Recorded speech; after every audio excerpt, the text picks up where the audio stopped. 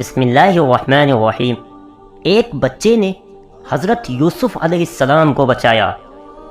زلیخا نے حضرت یوسف علیہ السلام کو کمرے میں لا کر دروازے بند کر لیے اور پھر حضرت یوسف علیہ السلام کے ساتھ برا کام کرنا چاہا، لیکن اسی وقت اللہ کی مدد آ پہنچی اور حضرت یوسف علیہ السلام نے دروازے کی طرف دوڑ لگا دی۔ اللہ کے حکم سے دروازوں کے تالے ٹوٹتے گئے اور حضرت یوسف باہر کی طرف بھاگتے رہے۔ زلیخا نے حضرت یوسف علیہ السلام کو روکنے کے لیے پیچھے سے ان کا کرتا پکڑ کر گھسیٹا تو حضرت یوسف کا کرتا پیچھے سے پھٹ گیا، لیکن حضرت یوسف علیہ السلام نہیں رکے اور دروازے کی طرف بھاگتے رہے۔ جب حضرت یوسف علیہ السلام آخری دروازے کے پاس پہنچے اور اللہ کے حکم سے اس کا تالا ٹوٹا تو سامنے زلیخا کا شوہر عزیز مصر کھڑا تھا۔ زلیخا کا شوہر جو اس وقت کا بادشاہ تھا، تو جب اس نے یہ منظر دیکھا کہ زلیخا کے جسم پر بہت کم کپڑے ہیں اور حضرت یوسف باہر کی طرف بھاگتے ہوئے آئے ہیں، تو وہ سارا معاملہ سمجھ گیا۔ لیکن اسی وقت زلیخا نے پیترا بدلا اور سارا الزام حضرت یوسف علیہ السلام پر ڈالتے ہوئے کہا کہ اے بادشاہ، آپ اپنے محل کے اس نوکر کو کیا سزا دو گے جو آپ کی ہی بیوی کے ساتھ برا کام کرنا چاہتا ہے؟ زلیخا نے کچھ اس طرح بات کی کہ عزیز مصر کو بھی یقین ہو جائے کہ اصل گنہگار حضرت یوسف علیہ السلام ہیں۔ حضرت یوسف علیہ السلام نے جب دیکھا کہ زلیخا نے سارا الزام الٹا انہی پر ڈال دیا ہے تو حضرت یوسف علیہ السلام بھی بول اٹھے اور کہنے لگے کہ اے بادشاہ سلامت، میری کوئی غلطی نہیں ہے، میں تو انہیں اپنی ماں کی طرح سمجھتا ہوں۔ انہوں نے خود ہی مجھے اپنے ساتھ برا کام کرنے کے لیے کمرے میں بلایا تھا، اور پھر جب میں نے انکار کیا اور دروازے کی طرف بھاگا تو آپ کے سامنے آ کر یہ سارا الزام میرے اوپر ڈال رہی ہیں۔ اے بادشاہ، میں بے قصور ہوں۔ یہ سن کر بادشاہ بھی حیران رہ گیا، کیونکہ دونوں ایک دوسرے پر الزام لگا رہے تھے اور کوئی گواہی دینے والا نہ تھا۔ حضرت یوسف علیہ السلام بہت چھوٹے تھے، صرف 16 سال عمر تھی۔ یہ حالت دیکھ کر ان کی آنکھوں میں آنسو بھر آئے، کیونکہ حضرت یوسف علیہ السلام سمجھ گئے تھے کہ بادشاہ تو اپنی بیوی کی ہی بات مانے گا، میں تو محل کا نوکر ہوں، بادشاہ میری بات کیسے مانے گا؟ حضرت یوسف علیہ السلام کی آنکھوں میں آنسو تھے، دل ہی دل اللہ سے فریاد کر رہے تھے کہ اے اللہ، مجھے اس گندے الزام سے بچا لیجئے۔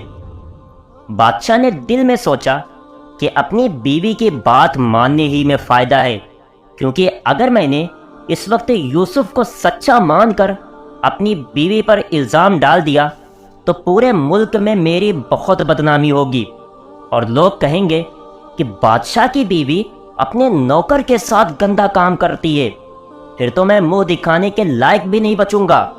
اس لیے یوسف پر ہی الزام ڈالنا بہتر ہوگا۔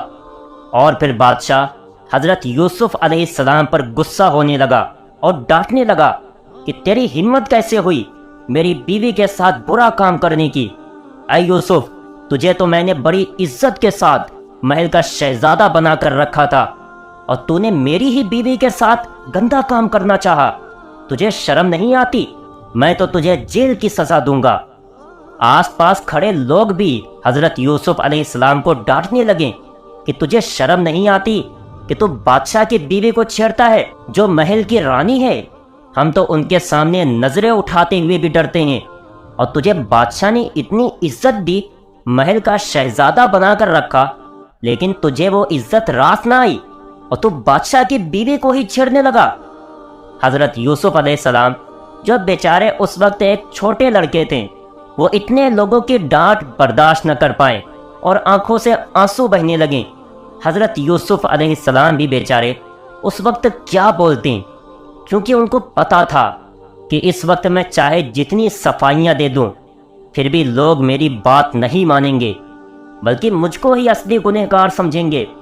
اس لیے آنکھوں کے آنسوؤں کے ساتھ حضرت یوسف علیہ السلام دل ہی دل اللہ سے دعا کرنے لگے کہ اے میرے پروردگار، جیسے آپ نے کمرے کے اندر میری حفاظت فرمائی تھی، اور دروازوں کے تالے میرے لیے توڑ دیے تھے، تو اب تیرا یوسف تیری بارگاہ میں فریاد کرتا ہے کہ اے اللہ میری مدد فرما، یہاں کوئی میرے سننے والا نہیں۔ حضرت یوسف علیہ السلام کے درد بھری فریاد نے آسمانوں میں تہلکہ مچا دیا، اور اسی وقت اللہ کی مدد آ پہنچی۔ اس وقت بادشاہ کے بغل میں ایک عورت کھڑی تھی، اس کے گود میں ایک دودھ پیتا بچہ تھا، جس کی پیدائش کو ابھی صرف 16 دن ہی گزرے تھے۔ جب حضرت یوسف علیہ السلام نے اللہ سے فریاد کی تو اللہ نے اس 16 دن کے بچے کو بولنے کی طاقت دی، اور اس بچے نے تیز آواز میں پکار کر کہا کہ اے بادشاہ، اگر تم حقیقت میں اس معاملے کا فیصلہ کرنا چاہتے ہو اور جاننا چاہتے ہو کہ کون اصلی گنہگار ہے، تو یوسف نے جو کرتا پہن رکھا ہے اس کرتے کو دیکھو۔ اگر وہ کرتا آگے کی طرف سے پھٹا ہے تو اس کا مطلب ہے کہ یوسف اصلی گنہگار ہیں اور زلیخا معصوم ہے، اور اگر کرتا پیچھے کی طرف سے پھٹا ہے تو اس کا مطلب ہے کہ زلیخا اصلی گنہگار ہے اور یوسف معصوم ہے، کیونکہ کرتا پیچھے کی طرف سے پھٹنے کا مطلب ہے کہ یوسف نے بھاگنے کی کوشش کی ہوگی اور زلیخا نے انہیں پیچھے سے پکڑ کر اپنی طرف گھسیٹا ہوگا۔ بچے کی یہ آواز سن کر سبھی حیران رہ گئے اور سمجھ گئے کہ یہ اللہ کا فیصلہ ہے، تبھی تو یہ 16 دن کا بچہ بول کر گواہی دے رہا ہے۔ اس لیے فوراً سب نے حضرت یوسف علیہ السلام کے کرتے کو دیکھا تو حضرت یوسف علیہ السلام نے جو کرتا پہن رکھا تھا وہ پیچھے کی طرف سے پھٹا تھا۔ یہ دیکھ بادشاہ بھی سمجھ گیا کہ یوسف بے قصور ہیں اور میری بیوی زلیخا ہی نے یوسف کو پھنسانے کی کوشش کی ہے، یہ سب اسی کی چال ہے۔ بادشاہ نے اپنی بیوی زلیخا کو ڈانٹا اور کہا کہ اے زلیخا، اب تم نے اس بچے کی گواہی سن لی ہے نا، اس لیے اب تمہیں بھی اس بات کا یقین ہو گیا ہوگا۔ زلیخا بالکل خاموش کھڑی تھی۔ بادشاہ نے اپنی بیوی کو ڈانٹتے ہوئے کہا کہ اے زلیخا، تجھے اسی وقت معافی مانگنی ہوگی، اور پھر حضرت یوسف علیہ السلام سے کہا کہ بیٹا، میری عزت تمہارے ہاتھ میں ہے، اس لیے اس بات کو اپنے سے آگے کسی کو مت بتانا، ورنہ میری بہت بدنامی ہوگی۔ بادشاہ بہت سمجھدار تھا، اس لیے اس نے اس معاملے کو دبانا ہی مناسب سمجھا اور سوچا کہ اگر میں اپنی بیوی کو کوئی سزا دیتا ہوں تو یہ بات پورے ملک میں پھیل جائے گی، اور پھر میری بہت بدنامی ہوگی کہ بادشاہ کی بیوی اپنے نوکر کے ساتھ برا کام کرنا چاہتی تھی۔ اس لیے بادشاہ نے حضرت یوسف علیہ السلام کو بھی سمجھایا اور اپنی بیوی زلیخا کو بھی ڈانٹا اور معاملے کو رفع دفع کر دیا۔ لیکن اس جگہ پر کھڑے کچھ لوگوں نے اس بات کو دھیرے دھیرے ایک دوسرے سے کہہ کر پھیلا دیا، اور پھر یہ بات محل سے باہر نکل کر 2-4 دنوں میں پورے ملک میں پھیل گئی۔ شہر کے عورتیں زلیخا کے بارے میں الٹی سیدھی باتیں کرنے لگیں اور کہنے لگیں کہ ارے وہ کتنی بے شرم عورت ہے کہ اپنے محل کے نوکر پر عاشق ہو گئی۔ ارے اسے عاشق ہی ہونا تھا تو کسی شہزادے پر ہوتی، کسی امیر باپ کے لڑکے پر ہوتی۔ زلیخا تو پورے ملک کی رانی ہے، تو اس کی سوچ اتنی گھٹیا کیسے ہو سکتی ہے کہ وہ اپنے نوکروں پر ڈورے ڈالنے لگی۔ زلیخا کو جب اس بات کی خبر ہوئی کہ شہر کی عورتیں میرے بارے میں ایسی ایسی باتیں کر رہی ہیں، تو وہ بہت شرمندہ ہوئی اور محل کے اندر ہی بیٹھ گئی، کسی کا سامنا نہ کرتی۔ لیکن کچھ دنوں کے بعد اسے خیال آیا اور پھر اس نے ایک چال چلی۔ زلیخا نے شہر کے بڑے بڑے مالداروں کی بیویوں کو کھانے کی دعوت دی اور اپنے محل بلوایا۔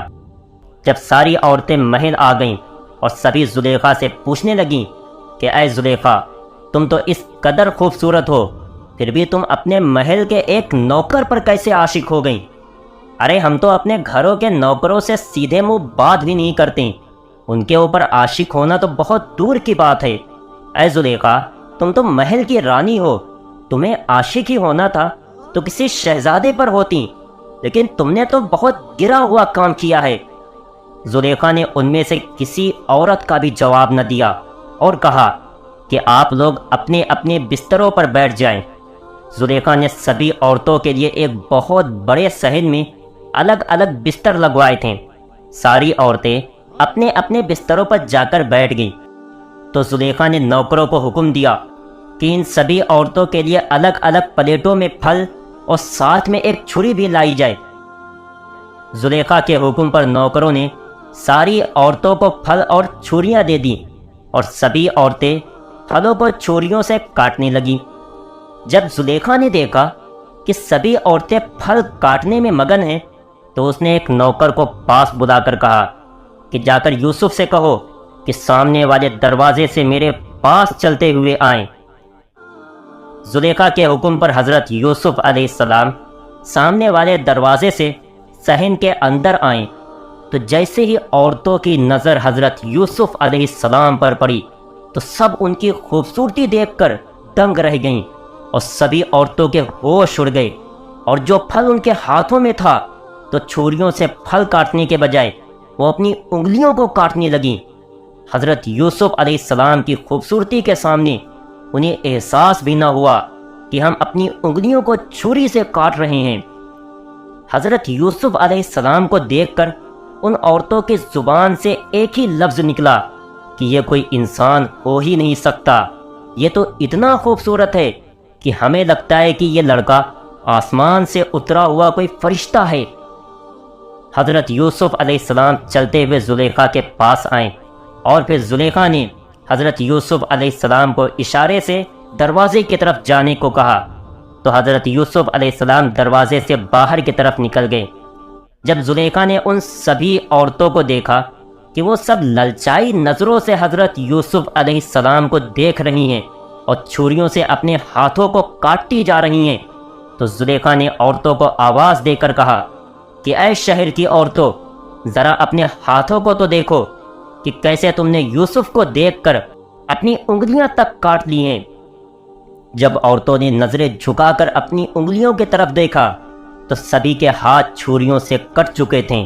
حضرت یوسف علیہ السلام کی خوبصورتی دیکھ کر ان عورتوں کو احساس بھی نہ ہوا کہ ہم پھل کی جگہ اپنی انگلیاں کاٹتے جا رہے ہیں۔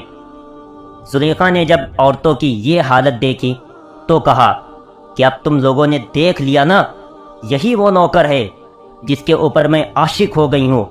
اسی نوکر کے بارے میں تم مجھے ملامت کر رہی ہو کہ میں نے اس کے ساتھ برا کام کیوں کرنا چاہا، لیکن اب تم لوگوں نے خود ہی میرے اس نوکر کی خوبصورتی دیکھ لی ہے، اس لیے اب میں کھلے عام کہتی ہوں کہ اگر یوسف نے میرے ساتھ رات نہ گزاری اور میری خواہش پوری نہ کی تو میں یوسف کو جیل میں ڈلوا دوں گی اور وہ ساری زندگی جیل میں پڑے رہیں گے۔